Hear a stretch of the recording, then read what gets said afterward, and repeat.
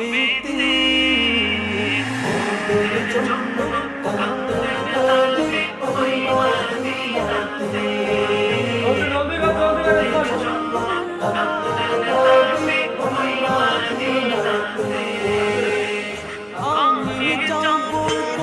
কবরেতে কেউ তো যাবে না